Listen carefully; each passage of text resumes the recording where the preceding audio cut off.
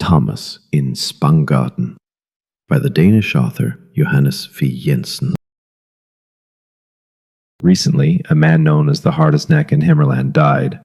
As a young man, Thomas had a reputation for speed in fights. There was long talk about the time he fought for Hans Nielsen's Jorgen. It was a midsummer's eve. The youth of the town were gathered on Møderhøjen to burn a bonfire.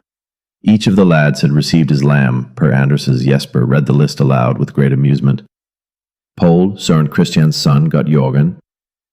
It was a shady arrangement by Jesper. Poul sat by Jorgen's side on the grassy bank. The bonfire burned. It was a tar barrel raised on a pole. It flamed both inside and out. The wind audibly drew into the bunghole. It glowed white-hot. Within, the hot flames played. The fire burst out of the barrel, licking and crackling, and the smoke rolled up into the darkness. In a long row, the girls sat on an earthen bank. The fire illuminated them. Shadows flickered over their aprons. The lads stood in groups, shouting and carousing. Some sat with the girls and ruffled their hair. The night was dark and mild, damp with the dewy growth of the grass. Shadows shifted down the sides of the hill when the lads moved around the bonfire. The hill could come to look like a large wheel, with spokes of long shadows that turned. A song was sung, and the lads shouted hurrah for the bonfires that were lit in neighboring towns. They found mischief. One of them took a small boy and threw him like a dead thing into the group of girls. They shrieked, and the boy fell into Jorgen's lap. She patted and pressed him despite his reluctance. A lad came up from the foot of the hill with breathless suspicion. He had something in his cap that Jorgen was to see. All the girls screamed again. It was a hedgehog rolled up in the cap. After they had amused themselves with the little animal, the lad put it aside on the ground, and there it lay like a ball, not daring to unroll itself. The bonfire roared with delight. Sparks flew up, drifted into the darkness, danced, and extinguished. "Someone's coming with a bonfire," shouted the boys. Yes, quite far away there was a red bonfire that moved among all the others around in the towns. They followed the wandering star. It was evidently moving along the main road. A little later, from its swaying movement, they could see that someone was carrying it. At the side road, the bonfire turned and came up towards the hill. Little by little it became smaller, ceased to radiate, and became a fixed point of fire. And now they saw something of the person who carried the bonfire. It turned out to be Thomas Spanggaarden. He had placed an old, thoroughly charred wheel hub on a pitchfork and carried it burning over his head. When he came up on the hill, he was greeted warmly. "Hurrah, what a bonfire!" they shouted. Thomas quickly looked at Poul and Jorgen and smiled grimly. He stretched and pushed the burning hub off into the tar barrel. There was flaming pitch on the branches of the pitchfork. He thumped it in the grass until the fire extinguished. "What a bonfire! What a lovely bonfire! What a splendid bonfire!" sang the boys, turning their faces up to the fire, which illuminated their inexpressible joy. And the light played under the girls' head coverings on many a full mouth. After Thomas had arrived, the tone changed among them all. No one wanted to be childish any longer. Thomas went directly to Georgine with assurances of friendship. He made her understand both this and that, even though Poul sat beside her. Georgine laughed and didn't know what to do with herself. "Indeed, you don't want that butter prince there," Thomas said, among other things, and mockingly tossed his head towards Poul. Poul said nothing. Poul stared thoughtfully down in front of him. After the silence had lasted a minute, Thomas let out a laugh and turned around. The hoops around the barrel burst. The burning staves gaped apart and began to fall down. The bonfire was soon burned out. It became dark up on the hill. The girls began to want to go home. Far out along the dark horizon, bonfires in other towns were also dying out. They smoldered up and sank again like eyes tired unto death from watching. The young people dispersed. Darkness closed around the desolate hill. Only some faint embers still lay on the ground and crackled. When everyone had left the hill, the hedgehog unrolled itself in small, Tentative movements, its small shiny snout and black bead-like eyes emerged. Then it quickly trotted down into the grass. Several people walked with Georgine on her way. Paul walked closest to her. A little behind came Thomas and some others. He talked loudly in his swaggering, contemptuous way. His coldness infected the others, so that they also became quarrelsome. "You shouldn't let him keep her, damn it," said Jesper, as Thomas's friend. "I won't either," replied Thomas. A little later, he suddenly walked forward and pushed himself between Paul and Georgine. "Let me walk with you now," he said, unable to control himself, "and let that grease monkey take care of himself." He grabbed Georgine's arm. But she became angry and twisted herself free from him. "Can't you control yourself?" she said impulsively. "I can certainly understand what your intention is," Paul said at the same moment in a low voice. "Yes, my intention is to give you a thrashing, you pig-face," shouted Thomas noisily. The crowd exploded apart at these words. There was mediation and peacemaking. But Paul had finally become irritated. He looked around, seeking righteous support. "Stop it now," said one, taking Paul by the upper arm and wrist. "Can't you control yourself?" she said impulsively. "I can certainly understand what your intention is," Paul said at the same moment in a low voice.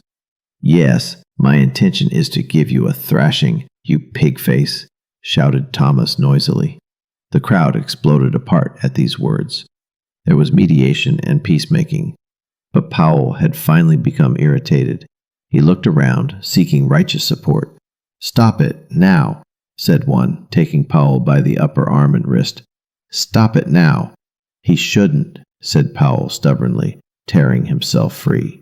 "Yes, I'm ready," shouted Thomas, standing with legs astride. They had stopped on the field slope.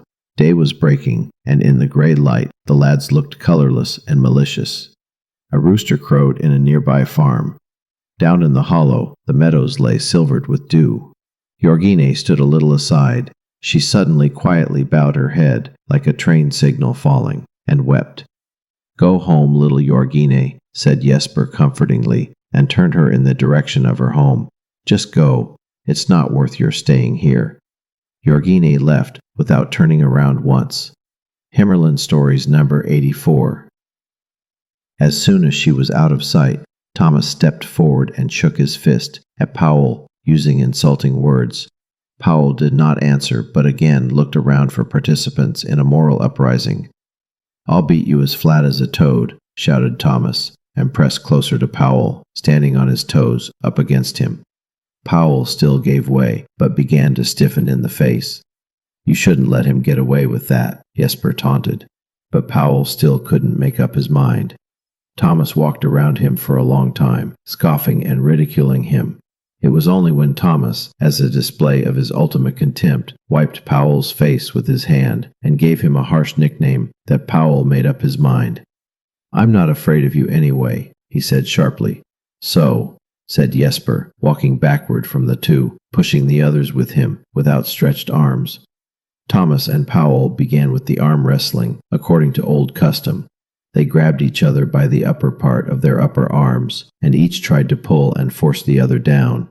Their efforts did not lead to violent movements. They hardly moved from the spot, but sweat immediately broke out on their foreheads. They both strained to the utmost, straddling and stiffening their backs, their trousers tightening up over their ankles. But Paul was the weaker. Suddenly his footing gave way, his legs flew into the air, and Thomas slammed him to the ground with a thump. Under normal circumstances, the fight would now have ended. Paul had lost. But Thomas did not release him. He held him down and gloated, groaning. "Ha! Ha!" This angered Paul, who had otherwise been willing to give up. He struck Thomas with his paws, and so began the second round, which usually becomes bloody. Everything happened in silence. Jesper stood on tenterhooks with interest. It was Paul who took all the beating. Thomas smacked him with his knuckles on the crown of his head. Half stunning him, he bent both ends together on him and gave him a dry thrashing, generally methodically working him over. But when Powell could not offer much resistance and completely stopped, Thomas regretted it a little and gave him some slack. Powell took advantage of this and delivered a couple of nasty kicks to Thomas's head. When Thomas's generosity received such a shameful reward, his ill will rose again. He had a new injury to avenge. Finally, Paul lay like a lump on the ground, so thoroughly beaten that he couldn't move. Thomas sat astride him and worked him over. Powell looked up with sick eyes. "Geed hit," he whined, tormented, and laid his arms down along the ground. "Go on and kill me completely, right now, while you're at it." And Thomas punched him in the face. Finally, the spectators intervened. "Now, stop," said Jesper. "Let him lie now, Thomas. It's not worth it anymore." Thomas reluctantly rose. He would have liked to continue. It was a bright day. The sun had risen over the meadows. Some followed Paul home when he had gathered himself up. He could not stand alone. Thomas walked home, followed by Jesper. He planted his legs like a lion and stuck out his stomach. They shouldn't come too close to him, those little lads, he threatened. Jesper walked along, almost ashamed of his friend's boasting excitement now that they were alone. The fight was talked about far and wide, and Powell was greatly ridiculed for the liveliness he had received. Thomas was a wild lad. Exit. But it was Powell who got Jorgen anyway. That's how it ended. She wanted him. After the fight, she only felt contempt for Thomas and couldn't stand him. So Powell and Jorgen got married. Since neither of them was the eldest in their birthplaces, they were settled in one of the outlying farms down by the river, the one directly opposite Spanggaarden. They took on debt with it, but they were young and had to work their way up. Powell and Jorgen were happy with each other and had a child annually as time went on. There was no interaction between the neighboring farms. In the summer, people went on their respective sides of the river and harvested hay.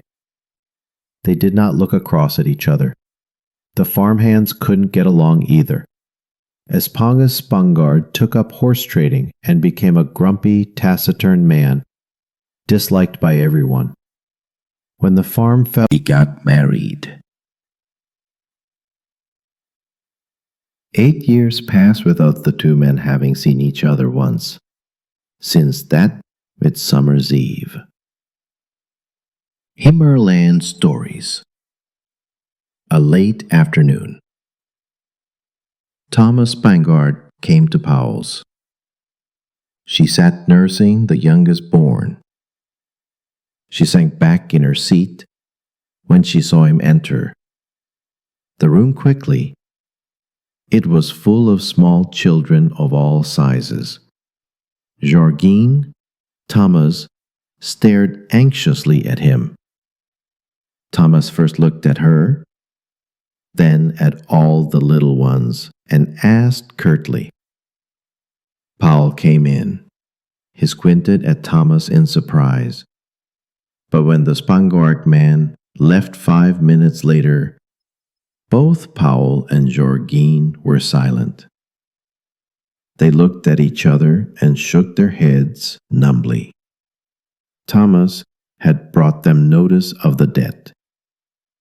The papers were in his possession. He had bought them. That matter caused a stir in the area.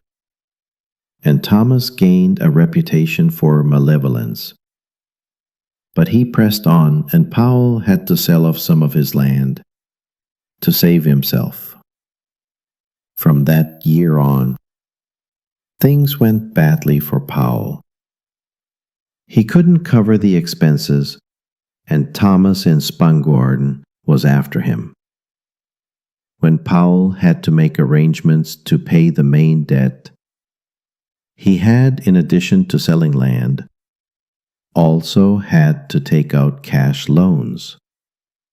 Thomas tried to get hold of the papers, but the owners would not sell them. Well. Then Thomas sued his neighbor over fishing rights in the river. Powell won the lawsuit after a year, but by then he had already had to sell the piece of meadow on which the case depended. The buyer immediately sold it to Thomas. P8 that was not enough. Thomas issued a summons against Powell concerning a field boundary. Powell also won that case, but became poor as a result. Powell was at this time a somewhat sickly man. He had in his nature that pale meekness which would conceal bitterness and stubbornness. Occasionally, when someone pitied him, he might start to cry and then scold afterwards. He was again in litigation with Thomas Spanggaarden, this time concerning unlawful grazing on another man's land. The case was doubtful. It had been ongoing for a year. During the summer, Powell was very restless. The verdict could be expected in the autumn, and if it went against him, he knew he would have to leave the farm. That year was when the great drought occurred. Rain could still save the crop, but the confidence became looser and looser, just as there was a long way between the stalks in the field. The day the rain came, it was late in July. The sun had heated relentlessly from the morning, just like every day before, and the mood was downcast for everyone. Worry drove people together. They huddled together.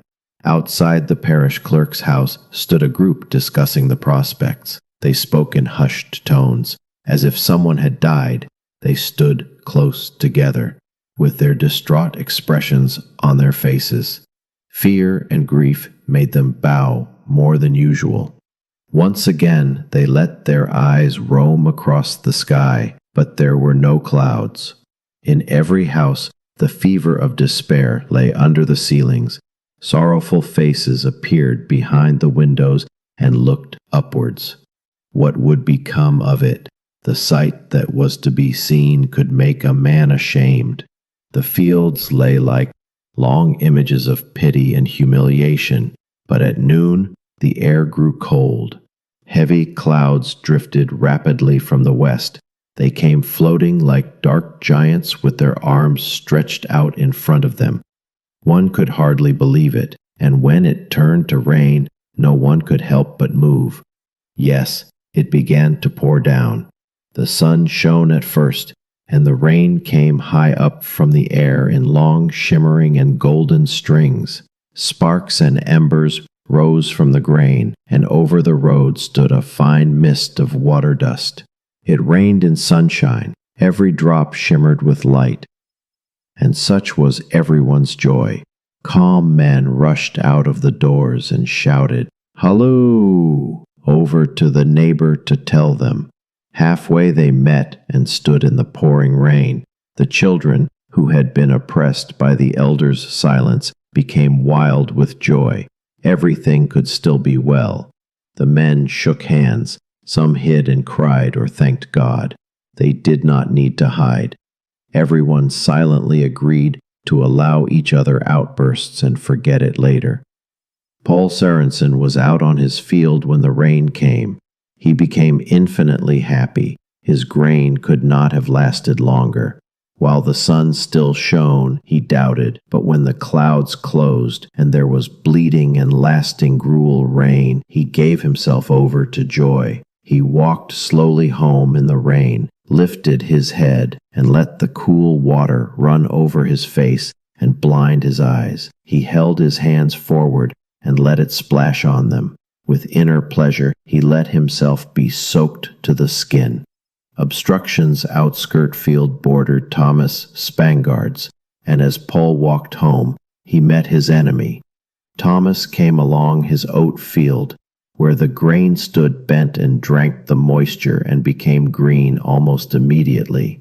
When Paul saw him, his joy overflowed. He trusted everything and thought that all things must turn out for the best. But when Paul came close to the Spanggaard man, he did not know what he wanted. Perhaps he only had a desire to meet a human being and share his hope.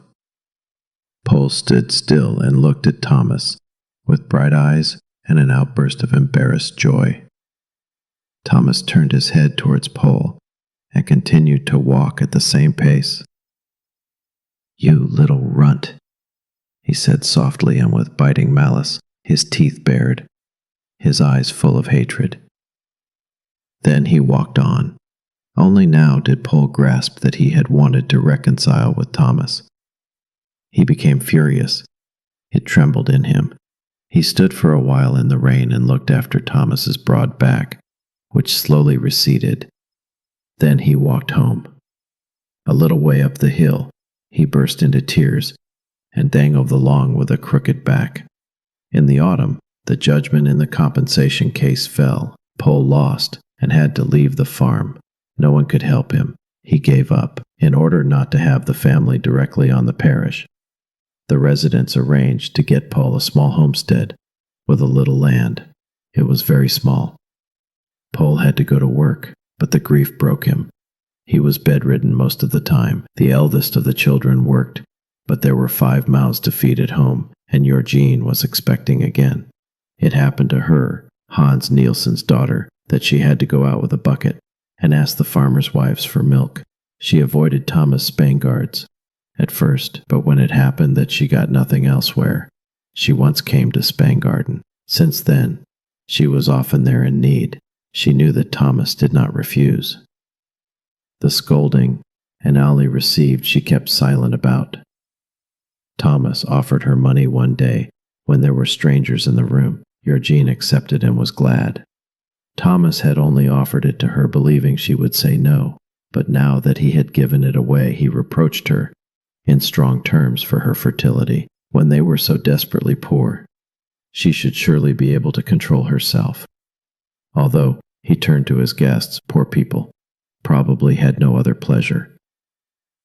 Things became very difficult for Paul's family, and eventually they went on parish relief. Thomas had not forgotten them, and when Paul died, he went after his children, beat one of the sons, and made things difficult for the others. However, he did not achieve much with it, because he was hated among people. Thomas lived in conflict with most people. He had lawsuits with more than one man. Thomas was not afraid to walk right into a farm and yell insults at the man. He said coarse, unpleasantries directly to everyone's face.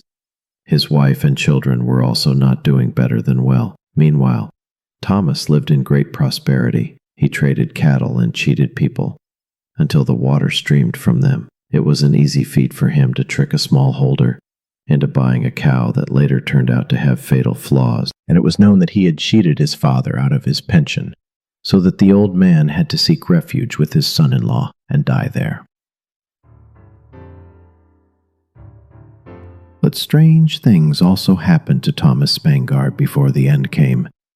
People started to laugh at him. Thomas had been coughing for a while. He spent a winter looking poorly. His wife managed to persuade him for so long that he finally went to the doctor. "Elizabeth, you farmers," said Dr. Erickson after he had examined Thomas, "you walk among your cows for so long that every other one of you gets tubercles. Your lungs are packed full. You can go home and lie down." Thomas didn't say much. He went home and used the medicines. Not a word came from him for a long time.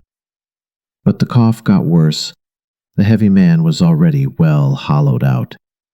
He came to the doctor again, and had himself thoroughly examined. "How long can I live?" he asked gruffly and looked the doctor in the face. "You can live a year, but if you live sensibly, perhaps 2.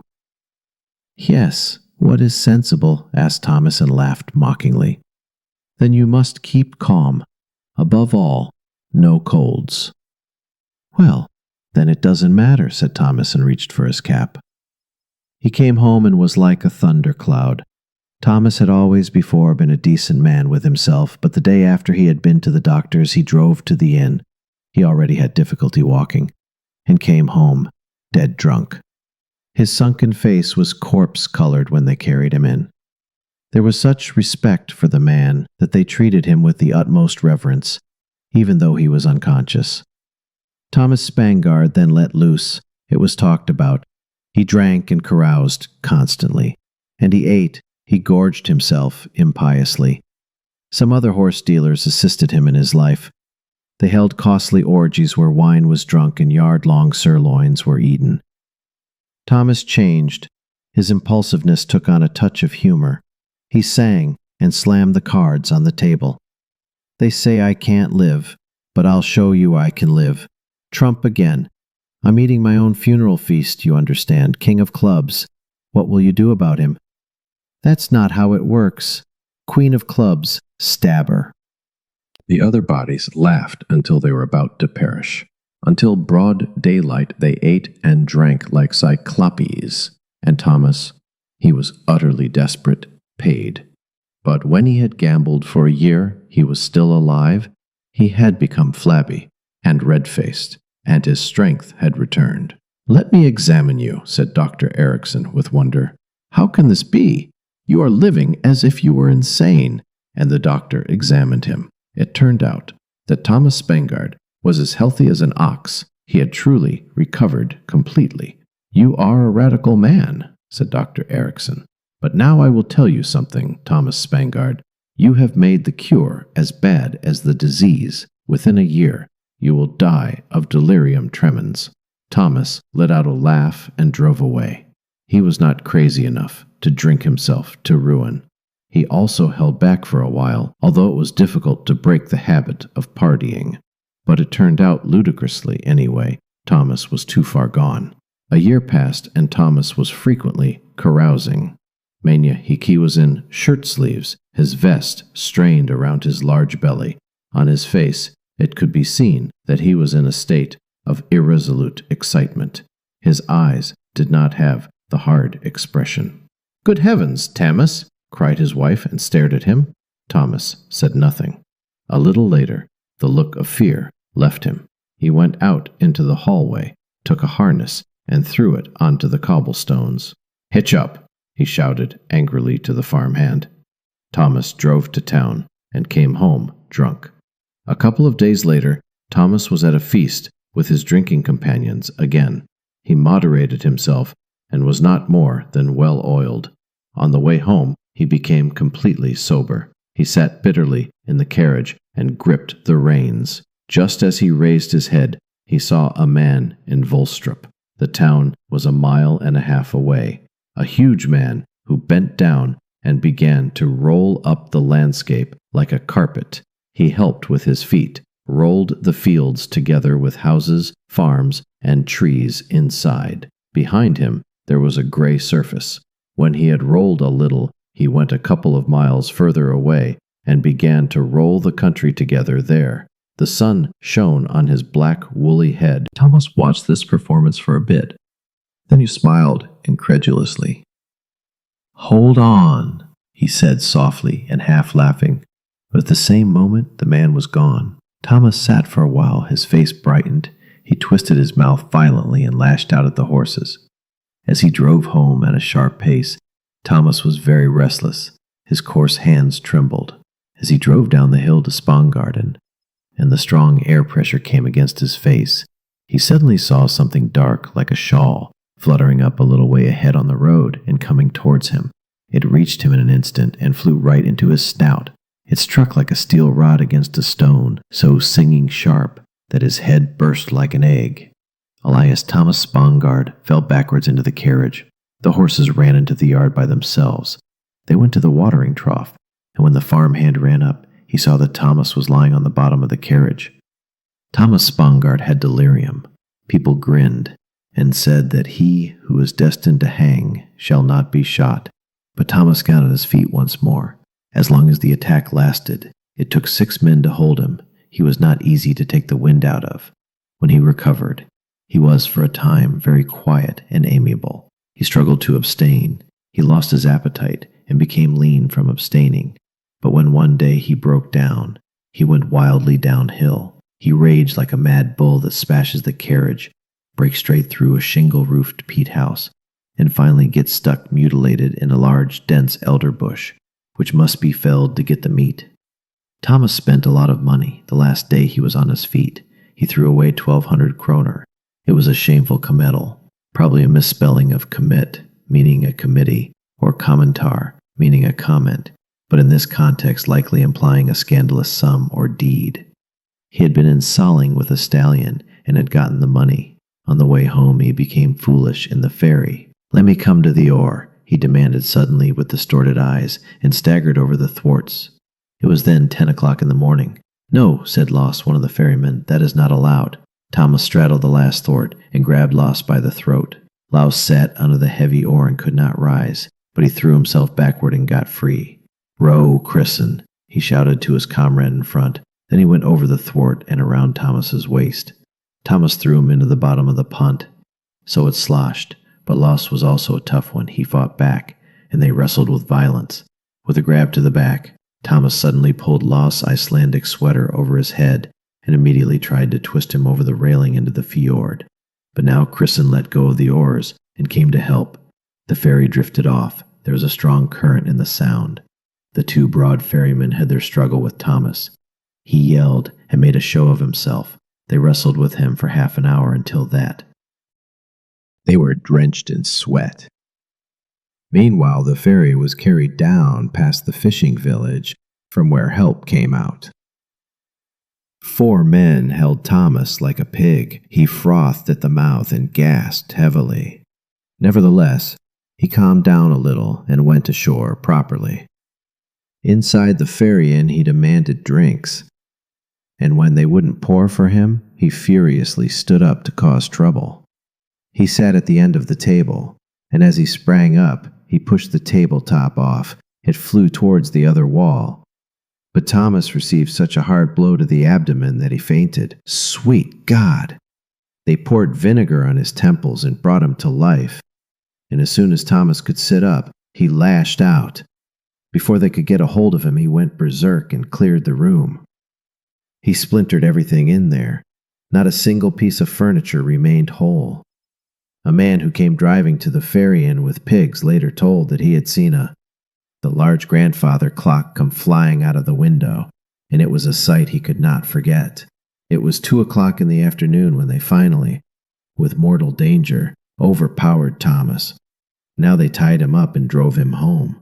As they carried him in, Thomas lifted his bound feet and pushed against the doorframe so that the plaster clouded around them. He raged until evening. Then a drowsiness fell over him, which lasted a couple of days, and that took his last life forces. But before death he was happy. It was as if it wasn't himself. He talked wildly and knew no one, but he was happy. He tore pages out of the hymn book, which they had brought him, and thrashed them in the duvet. Believing they were cards, he won all the games and laughed really well. He pulled the corner of the duvet with the tassel up through his hand, put it to his mouth like a bottle, and said, "Skål! Skål, dear Lord." And while the women around the bed fainted backwards with sorrow for his soul, he sweated and laughed as if at a blissful feast. He was doing so well that one would think he was recovering, but in the midst of his joy he became tired and lay down to rest a little. And almost at the same moment he was dead. Now he lies buried in the desolate graveyard in Grabu, where one grave mound is so little different from another